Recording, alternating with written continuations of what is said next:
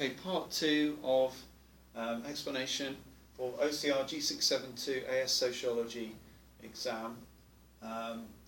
Identify and explain 2 characteristics of reconstituted families, 17 marks.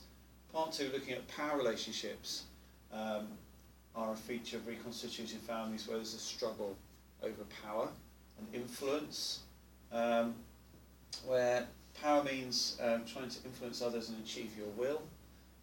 Messenger argues that reconstituted families have permeable boundaries.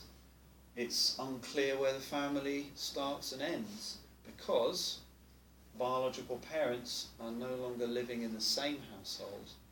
So if you look at a step family with a stepfather, biological mother, and a boy and a girl, are they the family? What about the biological father who lives in a separate household? Isn't he part of the family? So this creates a struggle for influence over socialisation of children. The new right would see this as a problem because it creates a lack of harmony, and it's evidence that divorce needs to be controlled and illegitimacy needs to be penalised, according to Murray. Gattrell, 2006, says couples compete for access and control over children in reconstituted families.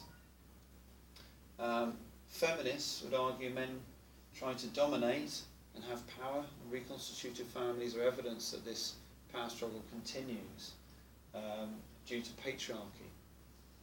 The women's rights movement fought to challenge men and masculinity and fatherhood in a traditional disciplinarian model.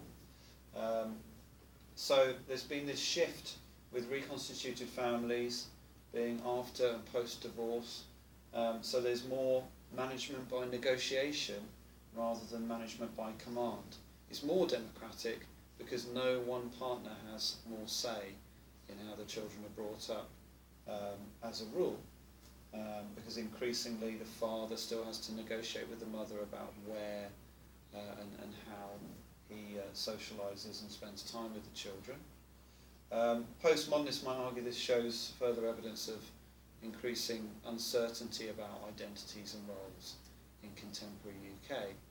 The reconstituted family is part of this trend. If you have any questions, please email daniel_butcher@hotmail.co.uk.